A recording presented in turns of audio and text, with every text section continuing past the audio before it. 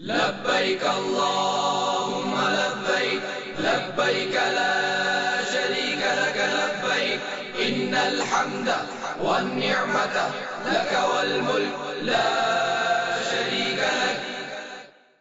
الحمد لله رب العالمين والصلاة والسلام على سيد المرسلين أما بعد فأعوذ بالله من الشيطان الرجيم بسم الله الرحمن الرحيم الصلاة والسلام عليك يا رسول الله وعلى آلك وأصحابك يا حبيب الله الصلاة والسلام عليك يا نبي الله وعلى آلك وأصحابك يا نور الله.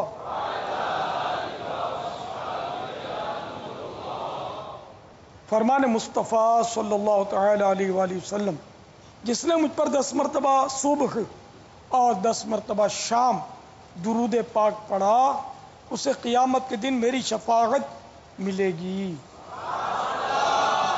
صلو علی الحبیب صلی اللہ تعالی علیہ وسلم. حرمین طیبین کی رہائش گاہوں کے واش روم میں انگلش کموڈ ہوتے ہیں، انہیں کرسی نما وہ کنڈی ہوتی ہے. وطن سے ان کا استعمال سیکھ لیجئے ورنہ کپڑے پاک رکھنا نہایت دشوار ہوگا. کسی کا دیا ہوا پیکٹ کھول کر چیک کیے بغیر ہرگز ساتھ مت لیجئے. اگر کوئی ممنوعہ چیز نکل آئی تو مطار یعنی ایئرپورٹ پر مصیبت میں پڑ سکتے ہیں. ہوائی جہاز میں اپنی ضرورت کی ادویات مع ڈاکٹری سند اپنے گلے کے بیگ میں رکھیے تاکہ ایمرجنسی میں آسانی رہے. زبان اور آنکھوں کا قفل مدینہ لگائیے. اگر بلا ضرورت بولتے رہنے کی عادت ہوئی تو غیبتوں، تہمتوں، دل آزاریوں وغیرہ گناہوں سے بچنا دشوار رہے گا. اسی طرح آنکھوں کی حفاظت اور اکثر نگاہیں نیچے رکھنے کی ترکیب نہ ہوئی تو بدنگاہی سے محفوظ رہنا نہایت مشکل ہوگا. حرم میں 1 نیکی لاکھ نیکی اور 1 گناہ لاکھ گناہ ہے.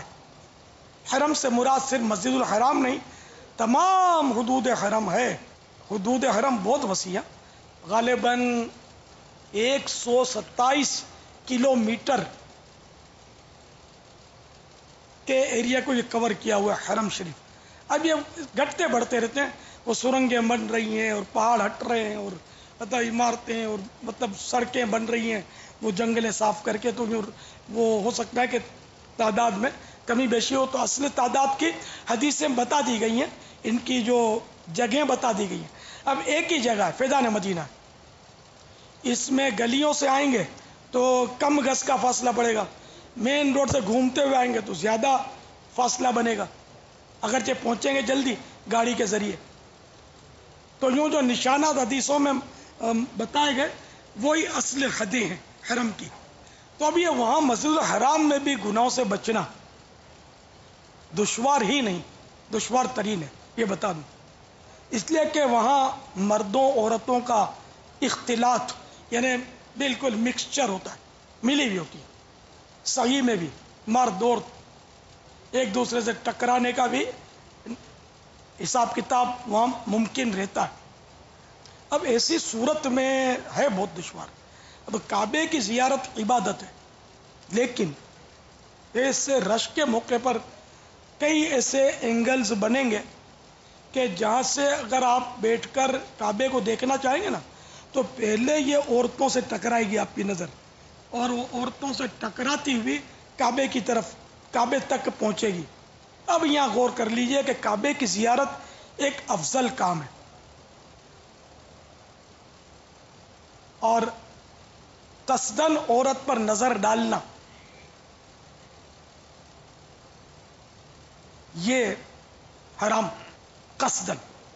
بہرحال یہ کہ اب مسئلہ یہاں ذرا اشکال ہے کہ کعبے کو دیکھنا سعادتوں کے معراج ہے، لیکن امر مستحب ہے، اور عورتوں سے ٹکرا کر نظر اگر جاتی ہے، اس کے بغیر نہیں جاتی۔ انسب تو یہی ہے کہ وہ اب کعبے کو دیکھنے کے بجائے وہیں سر جھکا کر بیٹھا رہے، سمجھ میں تو یہی آتا ہے۔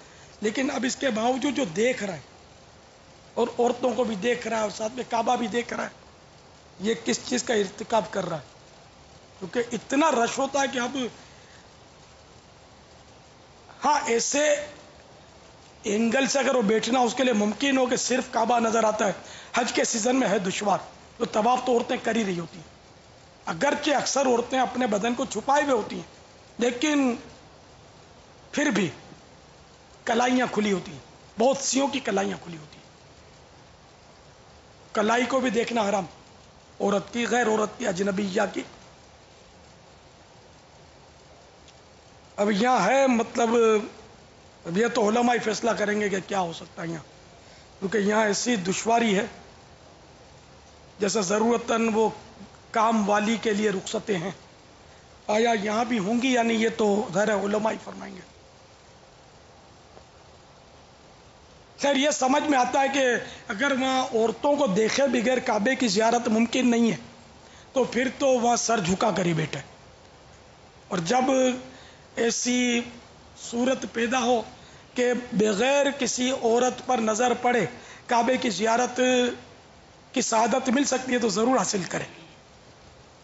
اب اگر اوپری حصے کی طرف کعبہ شریف کے ایک تو بالکل نظروں کے عین سامنے یوں دیکھیں، اوپر والے حصے کی طرف اگر نظریں اٹھا کے اوپر کی طرف دیکھیں تو اس میں بچت کی صورتیں بن سکتی ہیں۔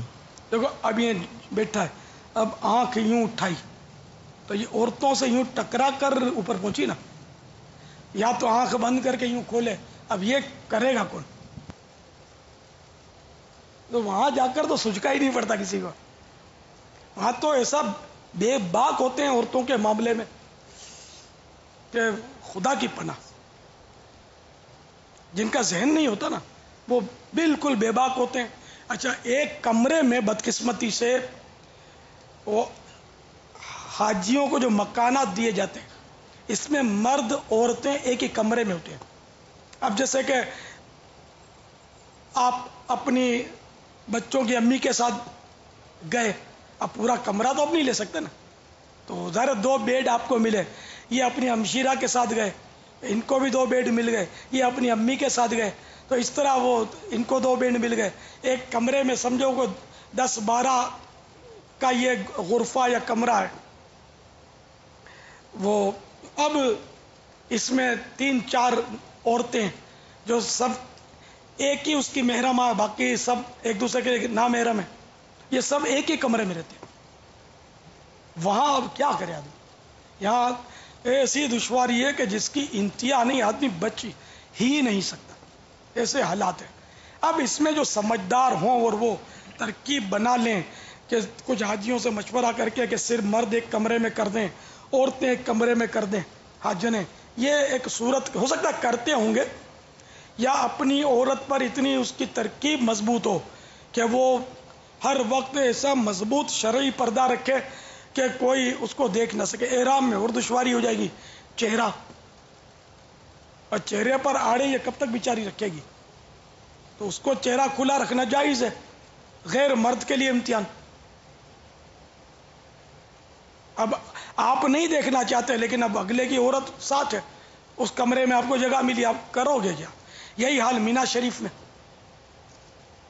وہاں بھی خیمے اسی طرح ملتے ہیں، ایک ہی خیمے میں مرد و عورت دونوں ہوتے ہیں، اور یہ محرم نامحرم کا وہاں اجتماع ہوتا ہے، تو یہاں کیسے اپنے آپ کو بچائے گا؟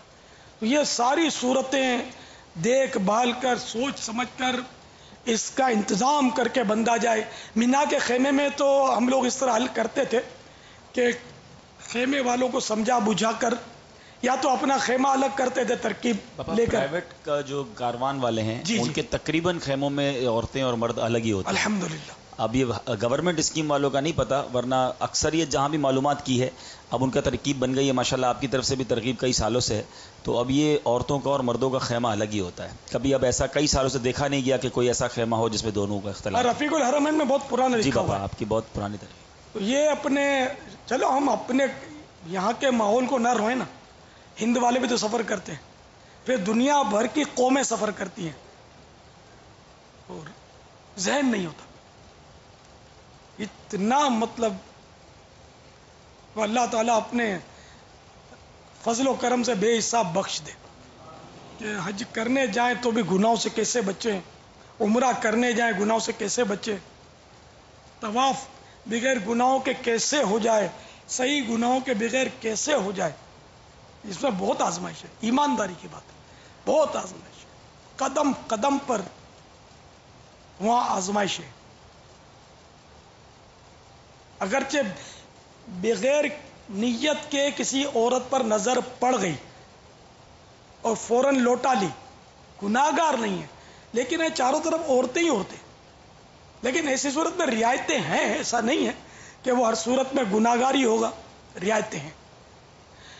بہرحال یہ کہ اپنی بھرپور کوشش رکھے اور اپنے آپ کو نظر سے بچائے. مجھے وہ باہر شریعت کا جزئیہ یاد آ گیا کہ آج کل چونکہ عورتیں بے پردہ پھرتی ہیں بازاروں میں, تو اب یہ کہ مردوں پر, یعنی اس جزئیے کا میں خلاصہ عرض کر رہا ہوں کہ مردوں پر پابندی تو ڈالی جائے گی نہیں کہ وہ بیچارے گھر میں ہی پڑے رہیں. تو اب ایسی صورت میں وہ نکلتے ہیں تو عورتوں سے نظر بچانا ان کا دشوار ہوتا ہے. تو اس طرح کا جزئیہ میں نے پڑھا ہے بھارت شریعت میں, یہ بھی 16ویں میں ہوگا. تو مسجد الحرام میں, صحیح میں, ہر جگہ یہ جزئیہ رہنمائی کر رہا ہے. نماز میں اکثر محرم کے سینے یا پیٹ کا کوئی حصہ کھل جاتا ہے, اس میں کسی قسم کی کراہت نہیں, کیونکہ احرام میں یہ خلاف معتاد یعنی خلاف عادت نہیں, اور اس کا خیال رکھنا بھی بہت دشوار ہے. البتہ پیڑوں کا حصہ نہیں کھلنا چاہیے, ناف کے نیچے سے لے کر پیشاب کرنے کی جگہ کی جو جڑ ہے نا, اس حصے کا جو سارا جیسے حصہ ہے نا, یہ پیڑوں کہلاتا ہے, چاروں طرف گولائی میں. یہ حصہ سطر میں داخل ہے, یہ نہیں کھل سکتا, یہ نہیں کھول سکتے, یہ کھولنا حرام ہے غیروں کے سامنے, انہیں لوگوں کے سامنے. کفن آب زمزم میں بھگو کر لانا اچھا ہے کہ اس طرح مکے مدینے کی ہوائیں بھی اسے چوم لیں گی. نچوڑنے میں یہ احتیاط کرنی مناسب ہے کہ اس مقدس پانی کا ایک قطرہ بھی گر کر نالی وغیرہ میں نہ جائے, کسی پودے وغیرہ میں ڈال دینا چاہیے. آب زمزم شریف اپنے وطن میں بھی چھڑک سکتے ہیں.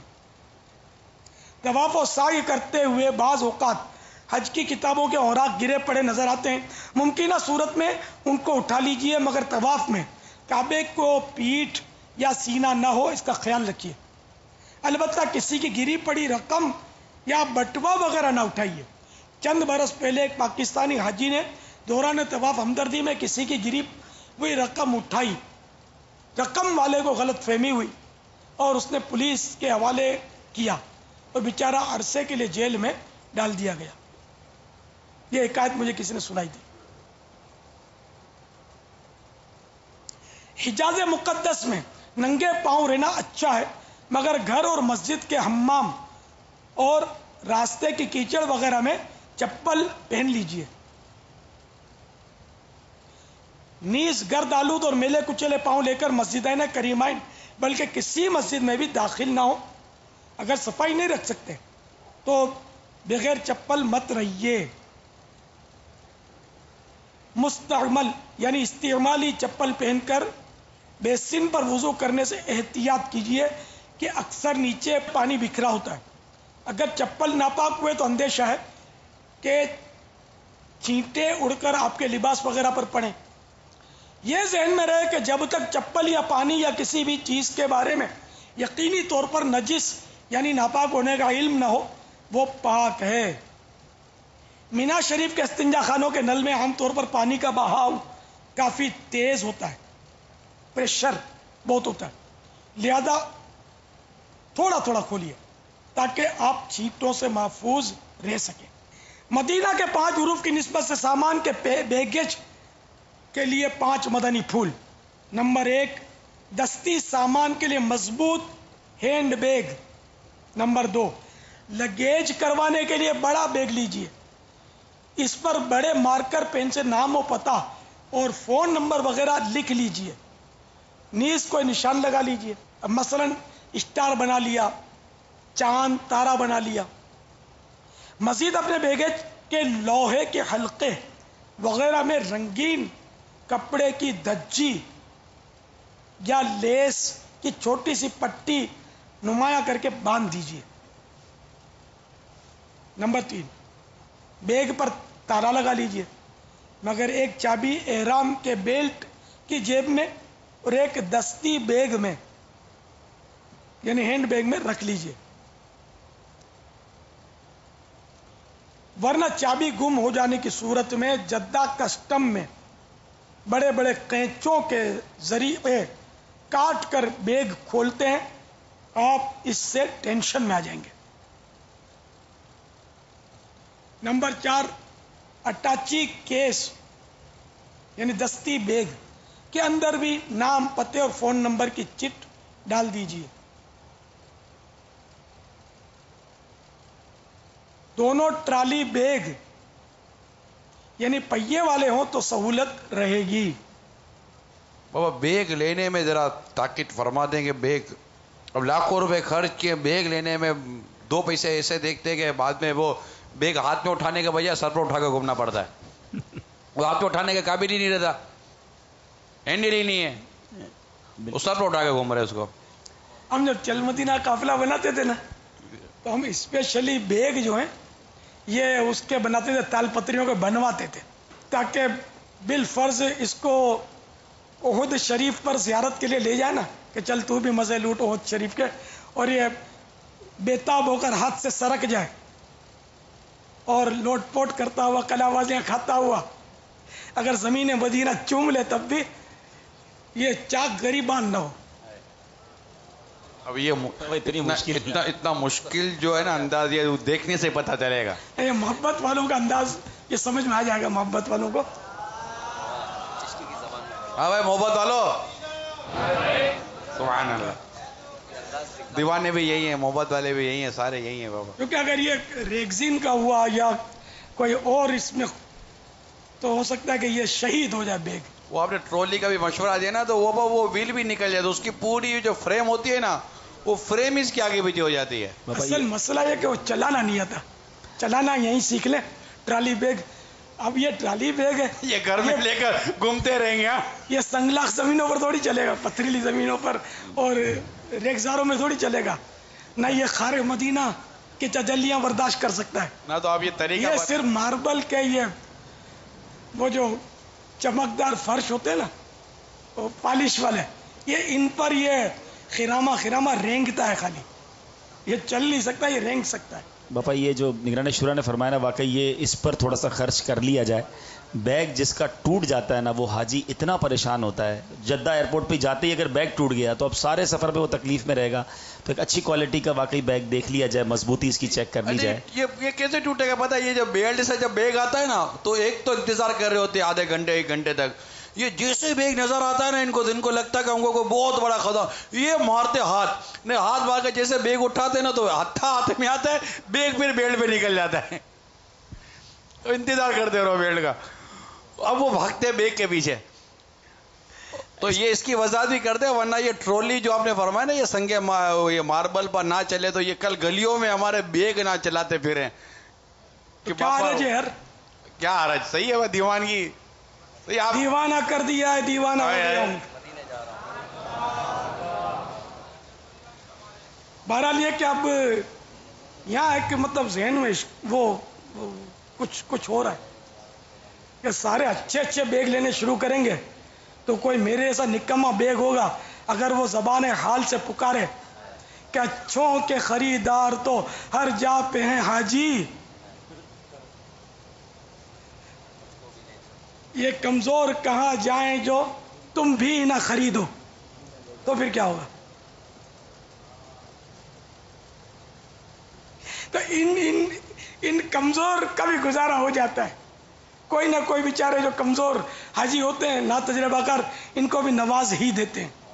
پھر یہ بیچارے وہ یہ بیگ پھر وہاں اصل زخمی ہو جاتے ہیں، کبھی چاک غریباں ہو جاتے ہیں، کبھی ان کا سینہ پھٹ جاتا ہے تو کہیں مطلب یعنی کہ ان کے پاؤں غربال یعنی زخمی ہو جاتے ہیں، جیسے آپ نے وہ پہیوں کی چوکھٹ. تو یہ اس طرح مطلب یہ گرتا پڑتا بہرحال وہ حاجی کے ساتھ یہ بھی سفر مدینہ کر ہی لیتا ہے. باپا ایک اور بیگ کا بھی اضافہ فرما دیں جو مینا کے لیے ضرورت پڑے گی جس کی باپا، جو اسکول بیگ اگر لے لیا جائے جو کاندھے پہ لٹک جاتا ہے، تو مینا اور عرفات کے راستے میں ہاتھ میں بیگ اٹھانا، وہ چاہے 4-5 کلو کا ہو لیکن وہ اس وقت پھر 50 کلو کا محسوس ہوتا ہے، کیونکہ کافی طویل بعض اوقات پیدل چلنا ہوتا ہے. تو اگر کاندھے پر لگا ہوا جو اسکول بیگ ہوتا ہے اور اس میں اگر فوم لگا ہو، اس پاپا یہ بھی دیکھا کہ اسکول بیگ تو لے آتے ہیں لیکن جو اس کے کاندھے کی پٹی ہوتی ہے وہ اتنی سخت ہوتی ہے کہ وہ کاندھا پہ چھل جاتا ہے. تو اب یہ کہ یہ تھوڑا سا وہی آپ والی بات ہے، یہاں پریکٹس کر لی جائے تو ایسا اسکول بیگ جس کے یہ پٹیاں فوم کی ہوں اور اس میں تھوڑا سامان زیادہ آ سکتا ہو، وہ آپ بتائیں گے انشاءاللہ مینا عرفات میں کیا ساتھ لے جانا ہے. تو انشاءاللہ ہاتھ فری رہیں گے، اب تسبیح بھی ہاتھ میں ہو اور بندہ آسانی سے چل بھی سکے گا، تو مطلب ہاتھ خالی رہیں گے، ورنہ ہاتھ پر اٹھا کر چلنا کافی مشکل ہو جاتا ہے. سبحان اللہ. اور پھر رمی جمرات کے موقع پر تو وہ اندر جانے بھی نہیں دیں گے وہ ہاتھ میں بیگ کو. ویسے وہ جو بیگ ہے نا جس کے بھی تھوڑی دیر پہلے آپ نے فضائل بیان کیے ہیں کہ وہ زخمی، وہ نثار ہونے والا جو حرمین شریفین میں نثار ہو جائے، کہ شاید وہ تنگ آ کر حاجی صاحب مجھے فضائے مدینہ میں ہوا میں اچھال تو دیں. پھر بابا میرا مشورہ یہ ہے کہ اس سے دیوانے بیگ پر وزن نہ ڈالا جائے، اس کو نزاکتوں کے ساتھ لے جائے، وہاں نثار ہو جانے دیں ان کو. اب جس کو شاپنگ کرنی ہے، خوب مال اس میں مطلب ٹھونسنا ہے، تو وہ ہمارے اس کمزور بیگ کو زحمت نہ دے. اس کو صبر کی تلقین کرتا ہوا کوئی مطلب یہ نہیں کہ آپ کا تعاون کرے، ایسا مضبوط اور قوی بیگ حاصل کرے. تو مجھ کمزوروں کو بھی کوئی نہ کوئی لینے کے لیے تیار ہو ہی جائے گا.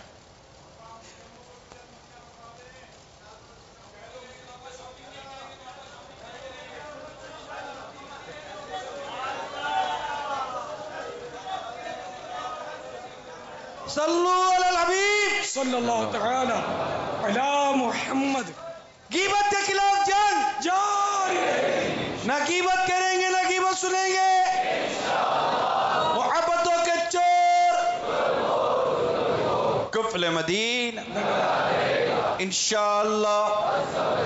سر پہ عمامہ، رخ پہ داری، سر پر زلفیں، اکثر نظریں حیا سے نظریں، انشاءاللہ. شیطان کے خلاف جنگ مسجد و تحریک جاری رہے گی انشاءاللہ عز و جل. قانون کے مطابق تمام سفری کاغذات بہت پہلے سے تیار کروا لیجئے. مثلا ہیلتھ سرٹیفکیٹ، یہ آپ کو حاجی کیمپ میں گردن توڑ بخار کا ٹیکہ لگوانے اور پولیو ویکسین کے قطرے پلائے جانے کے بعد ملے گا. اگر اس میں کسی قسم کی کمی ہوئی تو آپ کو جہاز پر سوار ہونے سے روکا جا سکتا ہے، یا جدہ شریف کے مطار پر بھی رکاوٹ پیش آ سکتی ہے. حفاظتی ٹیکہ روانگی سے صرف 2-4 روز قبل لگوانا خاص فائدہ مند نہیں، 15 دن قبل لگوا لینا بے حد مفید رہے گا، ورنہ مبارک سفر کی گہما گہمی میں خطرناک بلکہ جان لیوا بیماری کا خطرہ رہے گا. نیز قانوناً لازمی نہ صحیح مگر فلو اور ہیپاٹائٹس کے ٹیکے بھی لگوا لینا آپ کے لیے بہت بہتر ہے. ان طبی کارروائیوں کو بوجھ مت سمجھیے، اس میں آپ کا اپنا بھلا ہے. اکثر ٹریول ایجنٹ یا کاروان والے بغیر کسی طبی کارروائی کے گھر بیٹھے ہی ہیلتھ سرٹیفکیٹ فراہم کر دیتے ہیں، جو کہ آپ کی صحت کے لیے نقصان دہ ہونے کے ساتھ ساتھ آخرت کے لیے بھی نقصان دہ، یعنی دھوکہ حرام اور جہنم میں لینے والا یہ کام ہے. ٹریول ایجنٹ، قصدن دستخط کرنے والا ڈاکٹر اور جان بوجھ کر غلط سرٹیفکیٹ لے کر استعمال کرنے والا حاجی یا معتمر یعنی عمرہ والا سبھی گناہگار اور عذاب نار کے حقدار ہیں.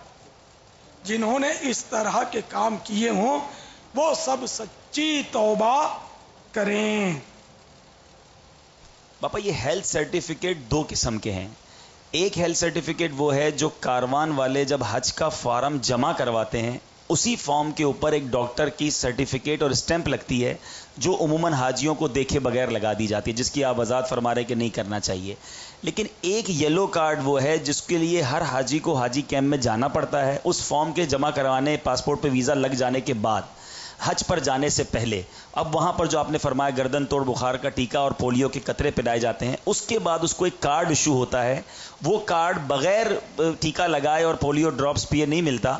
اس کے بغیر پھر وہ جو آپ نے فرمایا کہ جہاز میں جانے سے روکا جا سکتا ہے. تو دوسری والی بات پر تو تقریباً حاجی عمل کرتے ہیں، لیکن جو فارم جمع کرواتے وقت ایک ڈاکٹر کا ایک سرٹیفائیڈ ہوتا ہے کہ یہ حاجی حج کرنے کے لیے فٹ ہے، میں نے دیکھ لیا ہے، اس کا معائنہ کر لیا ہے کہ یہ معذور یا کسی بڑی بیماری میں مبتلا نہیں ہے، وہ بغیر مریض کو دیکھے ہوئے یا حاجی کو دیکھے ہوئے کیا جاتا ہے. دھوکہ تو ہے جی باپا. تو کیا اس میں حاجی کی بے بسی ہے؟ باپا اس میں یہی ہے کہ وہ حاجی اب کاروان والوں سے بات کرے کہ آپ میرا فارم مجھے دے دیں ایک دن کے لیے، میں خود ڈاکٹر کے پاس چلا جاتا ہوں اور یہ مجھے چیک کر لے اور اس کے بعد اس پر اسٹیمپ لگا دے. اگر یہ ممکن ہے تو حاجی کو کرنا ہوگا نا، حاجی بھی شامل ہے نا جی باپا. میں. یہ تو دونوں ہی گناہگار ہوئے اور ڈاکٹر بھی گناہگار ہے. تو یہ یعنی تقریباً یہ ہو رہا ہے. انا للہ یعنی شاید 99% حاجی اس میں مبتلا ہے. ہاں جس حاجی کو پتہ ہی کچھ نہیں ہے وہ تو اس گناہ سے بچ جائے گا کہ وہ بیچارے کو کچھ سوچ کا ہی نہیں پڑ رہا. لیکن اب جن کو پتہ ہے کہ سرٹیفکیٹ اس طرح بنتی ہے وہ تو گناہگار ہوں گے. کاروان والے اور یہ تو گناہگار ڈاکٹر، یہ تو ہیں، یہ تو جھوٹ بول ہی رہے، دھوکہ دے رہے جو ایسا کر رہے ہیں.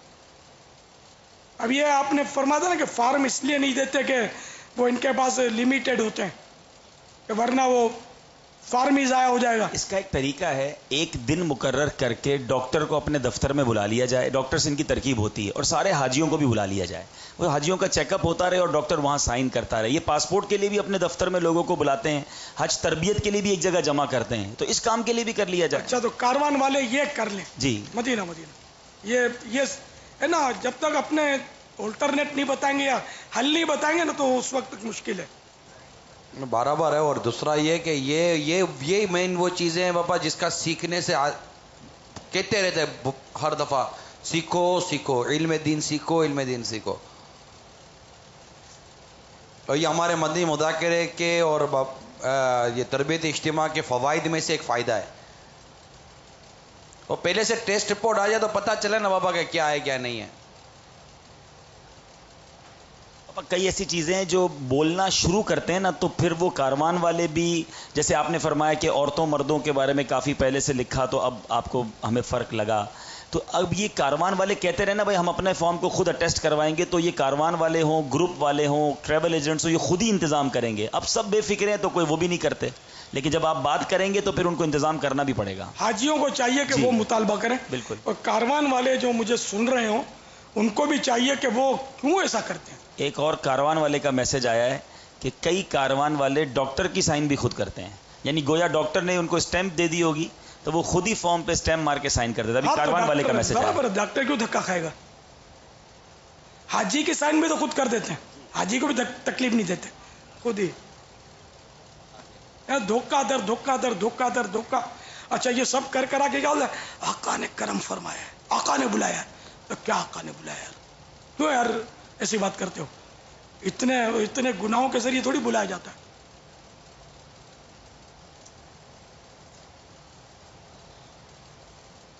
اپنا جانا اور ہے، ان کا بلانا اور ہے. یہ تم جا رہے ہو، بلایا نہیں جا رہا. جو گناہوں کے ذریعے جا رہا وہ یہ نہ کہا کرے کہ مجھے بلایا جا رہا ہے. تو حضرت بلال کو آقا نے بلایا تھا کہ ہماری زیارت کو نہیں آؤ گے، تو بلال کیسے پہنچے تھے؟ یہ اپنا جانا اور ان کا بلانا. تو یار بہت اسپیڈ بریکر لگے ہوئے ہیں.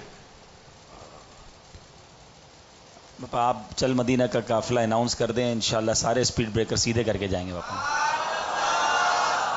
غوث پاک کا کرم ہو جائے، غوث پاک کی شان ہے نا. سارے اقطاب جہاں کرتے ہیں کعبے کا طواف، کعبہ کرتا ہے طواف در والا تیرا. شامی میں بھی ہے نا، بہار شریعت نے شامی کے حوالے سے لکھا ہے کہ وہ اولیاء، کئی اولیاء کرام میں سے کہ کعبہ ان کی زیارت، ان کا طواف کرنے کے لیے جاتا ہے، زیارت کرتا ہے. اس طرح کا جزیہ ہے بہار شریعت میں، اور کتابوں میں بھی لکھا ہوا ہے. تو اب یہ کہ ظاہر ہے کہ اب ہم مدینے کیسے پہنچے ہیں؟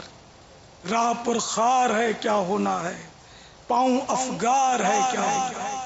اعلی حضرت فرماتے ہیں کہ ایک تو پاؤں پہلے سے زخمی ہیں، پھر راہوں میں بھی کانٹے بچھے ہوئے. راہ پر خار ہے کیا ہونا ہے، یعنی کیا ہوگا. راہ پر خار ہے کیا ہونا ہے، پاؤں افگار ہیں کیا ہونا ہے. صلو علی الحبیب صلی اللہ تعالی علی محمد. ہوائی جہاز سے باب المدینہ تا جدہ شریف تقریباً 4 گھنٹے کا سفر ہے. اب یہ کہ مرکز الاولیاء والے اپنا حساب لگا لیں، اسلام آباد والے الگ حساب لگا لیں، کیونکہ میں نے باب المدینہ کا بتایا، یہ مدینہ کا دروازہ ہے. باب المدینہ کی بات نکلی نا، تو یہ ہند والے اور مرکز الاولیاء والے، خیبر پختونخوا والے، یہ سب باب المدینہ سے گزر کر سوئے مدینہ جاتے ہیں. ہند والے بھی، مگر اب پورا ہند باب المدینہ سے گزرتا ہے یا نہیں یہ پتہ نہیں. یہ ہند ہے بہت بڑا، ہو سکتا ہے کہیں سے ان کو شارٹ کٹ بھی ہو، واللہ اعلم. کوئٹہ تو یہیں سے گزرے گا باب المدینہ سے غالباً. تو بہرحال یہ کہ ہوائی جہاز سے باب المدینہ تا جدہ شریف تقریباً 4 گھنٹے کا سفر ہے. اور دنیا میں کہیں سے بھی آپ سفر کریں ہوائی جہاز میں، دوران پرواز میقات کا پتہ نہیں چلتا. لہذا اپنے گھر سے تیاری کر کے چلیے. اگر وقت مکروہ نہ ہو تو احرام کے نفل بھی گھر پر ہی پڑھ لیجئے، اور احرام کی چادریں بھی گھر ہی سے پہن لیجئے. البتہ گھر سے احرام کی نیت نہ کیجئے، طیارے میں نیت کر لیجئے، کیونکہ نیت کرنے کے بعد لبیک پڑھنے سے آپ محرم ہو جائیں گے اور پابندیاں احرام کی شروع ہو جائیں گی، اور ہو سکتا ہے کہ کسی وجہ سے پرواز میں تاخیر ہو جائے. محرم ایئرپورٹ پر خوشبودار پھولوں کے گجرے بھی نہیں پہن سکتا. اس لیے پاکستان سے سفر کرنے والے یوں بھی کر سکتے کہ احرام کی چادروں میں ملبوس یا روزمرہ کے لباس ہی میں تشریف لائیں.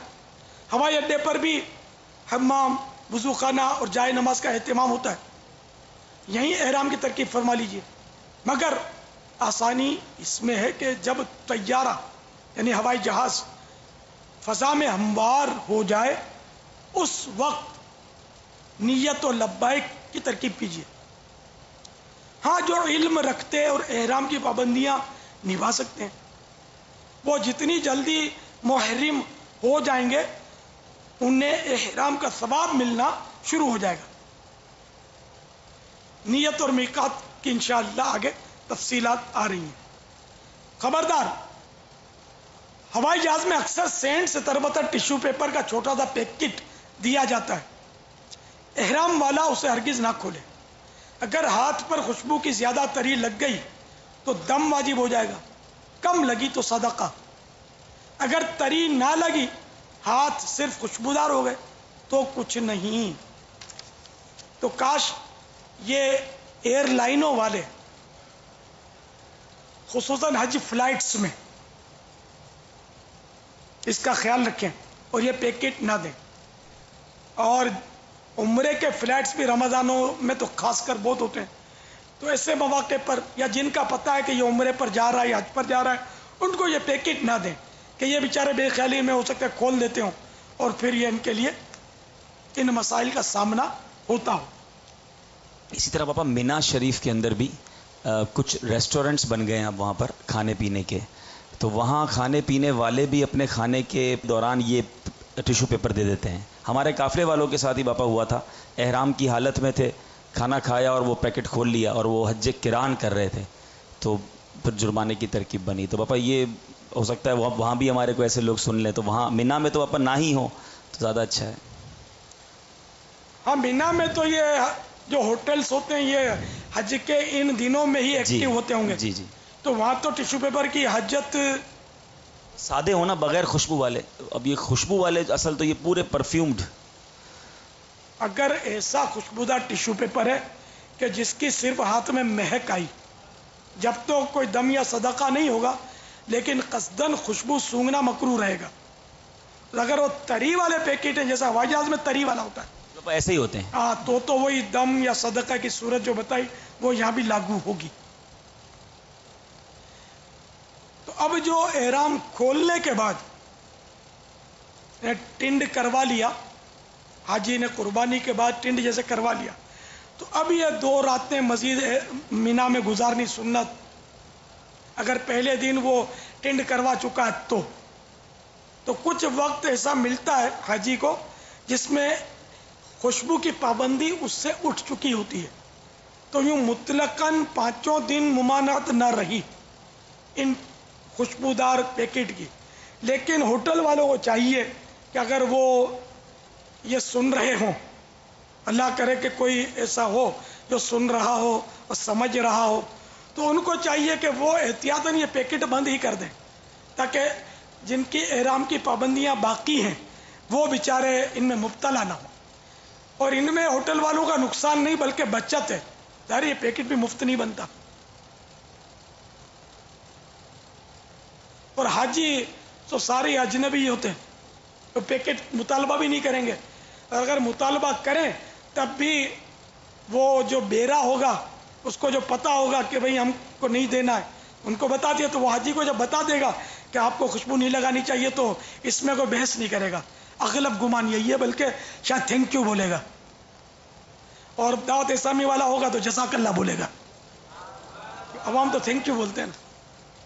تھینک یو بولنا جائز ہے.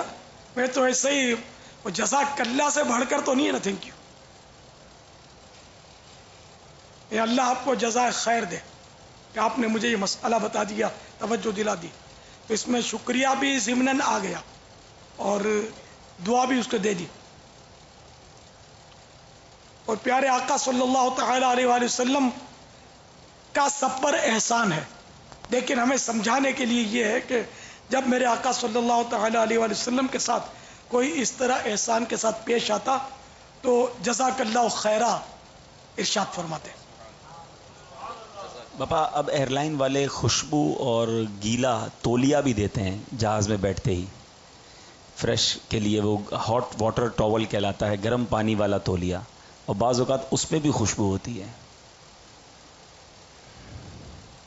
اگر خوشبو ہوتی ہے پھر تو نہ ملا جائے. جی.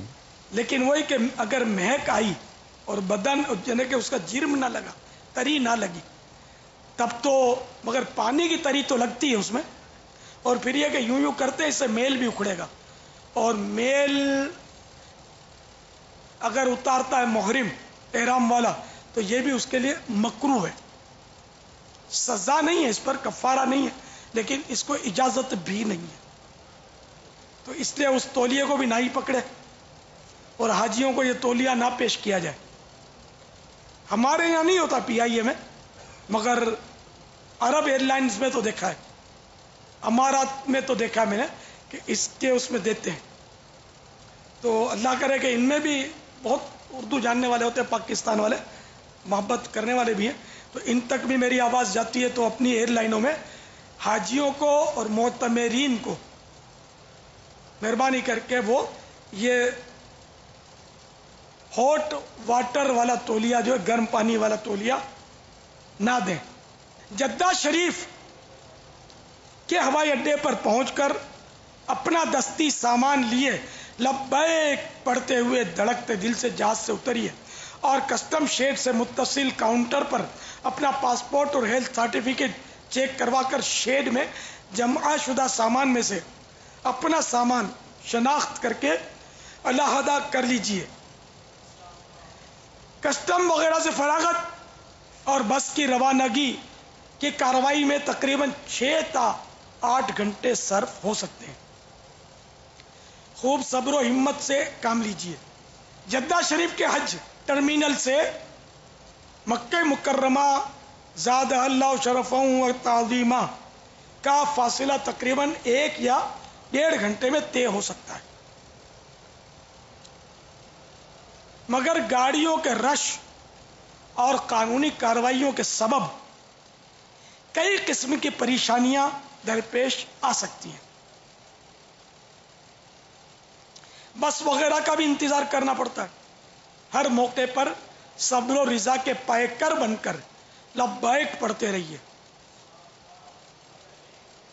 غصے میں آ کر منتظمین کے متعلق بڑبڑ اور شور و غل کرنے سے مسائل حل ہونے کے بجائے مزید الجھنے، صبر کا ثواب برباد ہونے اور معاذ اللہ عز و جل ایذائے مسلم، غیبتوں، الزام تراشیوں اور بدگمانیوں وغیرہ گناہوں میں پھنسنے کی صورتیں پیدا ہو سکتی ہیں۔